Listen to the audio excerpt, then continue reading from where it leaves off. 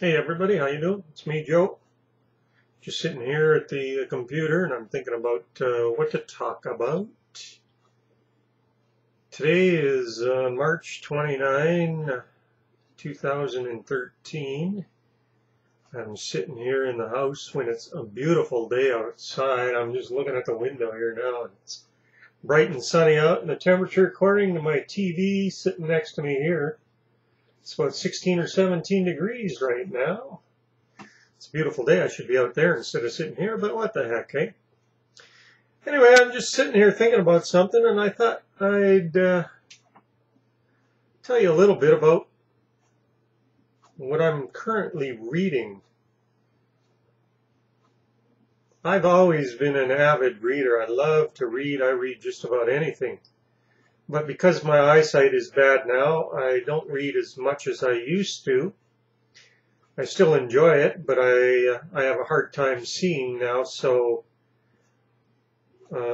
reading is not quite as much fun as it used to be. As you know, some of you might know that know me personally, I have an eye disease called Retinitis Pigmentosa, and it's slowly robbing me of my eyesight. And it's rather difficult to see now. I virtually only use one eye to see with. My right eye is the one that I see the world with. My left eye, I still have sight there, but my vision out of my left eye is so distorted that it's virtually useless to me. If I close my right eye and try to see the world through my left eye, it's virtually useless. I can't make out anything. Everything is totally distorted. It's really, really difficult to explain. So what I do see, in order to be able to see the world around me in any proper perspective, it's my right eye that I'm using mostly. Left eye is just allows me to sense light and perceive light and perceive my peripheral vision. But otherwise, because the vision is so distorted with the left eye, my right eye is doing most of the work. So that's because of the advanced disease, the RP that I have, and it's making it very, very difficult for me to see properly anymore. But I still like to read, and that's the point of this video. I went to the library last week, about a week ago, I guess, and here in Surrey, British Columbia, I went to the library and I got a new library card for the Surrey Public Library System. I've got library cards for other areas of the Lower Mainland, in Vancouver, Burnaby, New Westminster, those places, but I didn't have one for Surrey, so I went to the library, finally found it after living here for 7 months. I couldn't find the damn place, but I finally found the library one day last week. Went in, got a library card, and then I went over to, they have a section in the library for books that are printed in large text, and they're called large print books, right? And the print is much larger on the page than it is in a normal book, right? But that's that makes it much easier for me to read. So I went and checked out the large print section of the library. It's not a large section as far as the number of books is concerned in the whole library. It's just a small little section, and there's not a whole lot to choose from. But I started looking through it as best as I could, and remembering that libraries are usually dimly lit places, so it makes it even harder for me to see, because I can't see well in the dark. I can't see at all in the dark, and I can't see very well in dim light either. So I was looking around trying to read the titles on the book, and of course, you know, because books are standing upright, I'm like this, you know, I'm trying, oh, what's that one? What's that one? I can't read the title on that one. What's that one? And I'm taking off my glasses, and I'm getting up close like this, and I'm having a look, you know, because I can't see. I wear glasses for my acuity. Doesn't help at all with the disease that I've got. It just helps with the acuity, and so I've got 2 different pairs of glasses that I wear. And these are my computer glasses that I'm wearing now. And so I put these on and trying to see the titles and the names of the authors on the books, and I'm getting right up, and I've got my face close in like this, like 2 inches, 3 inches away from the book, So I finally start looking through, and I see some books of authors that I've read before, so I start looking at, oh yeah, so this is what large type looks like, book, eh? And I picked out a couple of books. I thought, well, maybe I'll take these out and read these. But then I kept looking, and I came across some other books, and I saw the titles, so I pulled them out and read the back cover of the book. And I picked out 3 books from the library, and I took those out. Now here in Surrey, you're allowed to take books out for a maximum of 21 days. You can renew them and keep them out for an extra 3 weeks, and I think you can do that twice. As long as nobody else has put in a hold on the book you're reading, you can keep it out and renew twice. So that's usually what I do, because I'm a very, very slow reader now. So, but anyway, the 3 books, here's the book that I'm currently reading, and as you can see, it's a hardcover book right there, and it's pretty thick. See how thick it is? All right, that's it. Here, I'll hold it up close there. There's what's the title said? The title, oops, get my hand out of the way there. And the title of this book says Black and White and Dead All Over. And the author of this book is a guy by the name of John Darnton. And so this is the book that I'm reading right now. And I'll show you inside of it. And this is what large print looks like. Here's here's what large print in a book with large print looks like. If you can see that on your, if you can see that in the video here, you see how big it is. And so that's it there. Whoops, go this way, Joe. And there you go. And that's it.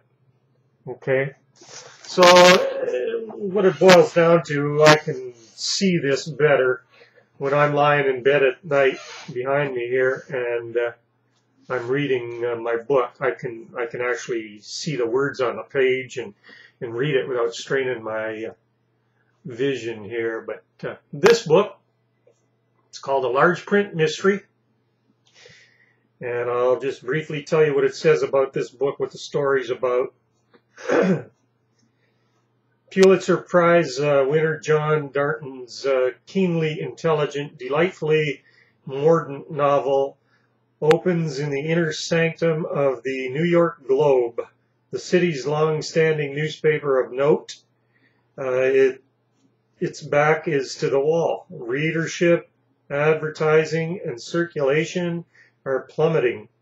Along with the paper's vaunted standards, and the cost cutters have their knives out. But trouble of a wholly different kind begins one rainy September morning when a powerful editor is found murdered in the newsroom with the spike he wielded to kill stories in his chest. So, well, that's the story in a nutshell. It's a good story. I'm enjoying it. I don't know. I'm on chapter 12 or 13 now. I forget what it is. But the damn book is like 650 pages long or something like that. So that one's going to take a while to read. So, okay, so I got that book. And another book I got here. Oh, yeah, this one here. A lot of you might like this. Everybody knows the story of Dracula, Count Dracula. Well, this book here, another large print book. See, and it even says large print right there on the spine, right? You can see that. Large print. Yeah, see, you can see that. It says large print. This book is called, appropriately enough, Dracula the Undead. This is the sequel to the original classic. Now, this book supposedly is written by a guy named Dacre Stoker and another guy, Ian Holt. Now, this Stoker is supposed to be a long-lost relative of Bram Stoker, who was the guy who originally wrote the story about Dracula, I think. Now, let's see, what does it say on the back here? Dracula, the Undead, Dacre Stoker, and Ian Holt. Bram Stoker's Dracula is the prototypical horror novel inspiration for the world's seemingly endless fascination with vampires. Now written by a direct descendant of Bram Stoker and a well-known Dracula historian, comes a bone-chilling sequel based on Bram Stoker's handwritten notes for characters and plot threads from the original book. 25 years after Dracula,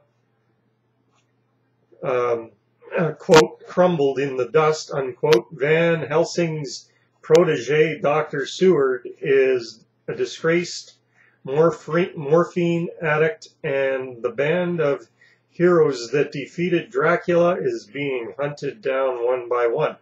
So I read the prologue last night, and so I thought it was fascinating. So I haven't actually started chapter 1 yet, but I might start that tonight, tomorrow night. Anyway, this is the book. Oops. Oop. There it is. That's the book.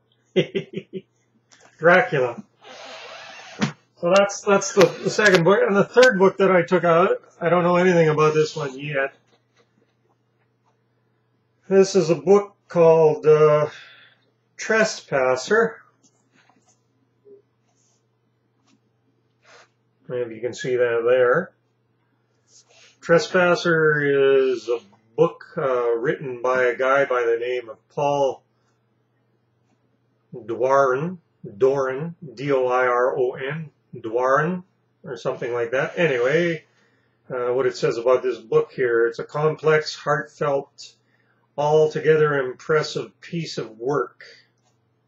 That's a statement by the Kirkus Reviews.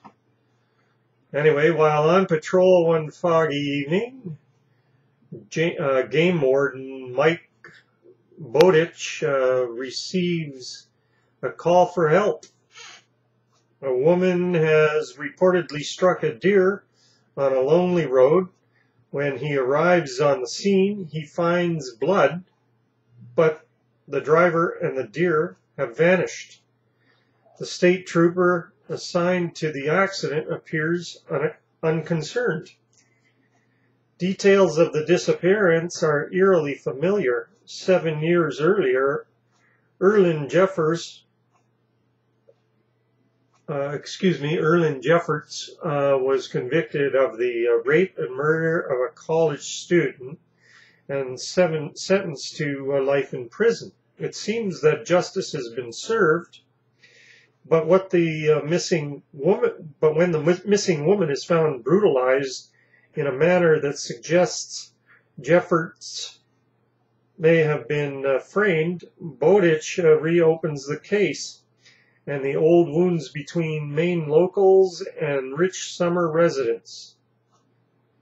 As Bowditch closes in on his quarry, he discovers how dangerous and powerful his opponents are.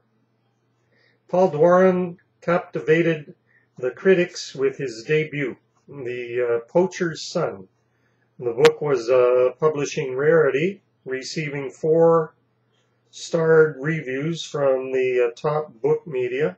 Here Doiron delivers another searing thriller set deep in the Maine wilderness. So, that's the third one. I don't know if I'll even be able to get to this one yet because I'm so slow as a reader now. But anyway, those are my books. So I thought I'd tell you a little bit about that. And that's what I do when I go to bed at night. It helps me sleep. I never have a problem sleeping. Usually if I go to bed and read for half an hour, read a chapter, a couple of chapters at the most, then my eyes get heavy, and put the book down and turn the lights off, and voila, I'm gone. I'm asleep. Adios. So the thing I want to do, though, is I've been thinking about this a lot lately, and I've been doing some research online. I'd like to buy one of these e-book readers, you know, electronic book readers. You can download books off the internet and store them on your e-book reader, and you can take your e-book reader with you wherever you go, and you got your books there on your e-reader to read, right? And the thing about them, they look like a tablet, right? You know, everybody's familiar with computer tablets now, like the iPad or some of these others that are on the market. Well, an e-book reader is essentially the same thing, only you can't really use them to browse the internet and do other things that you can do with a tablet. But they're basically an electronic book reader. That's what they call them, e-book readers, right? And I've been thinking about getting one of these, so I've been doing a little bit of research on them. So that might be my next purchase when I can afford them. They're not cheap. For a decent one, they're not cheap. They're about $130 or $140, somewhere along those lines for a pretty good one. The one I'm thinking about buying is a company here in Canada. It's made by a Canadian company called Kobo. Some of you may have heard the name. And the particular e-reader that they've got out that I like is called the Kobo Glow, and it's called the Glow because it's got a built-in LED light in the reading screen that you can turn on, so you can read. You can actually read in the dark without turning on the lights because the screen lights up. Now I really like that, and you know, that'd allow me to see the print on the pages. You can adjust the font. You can change the font style and everything else. You can adjust the size of the font and whatnot. So, and then you can just go online. You can download from their selection of books, or you can even download from your local library now.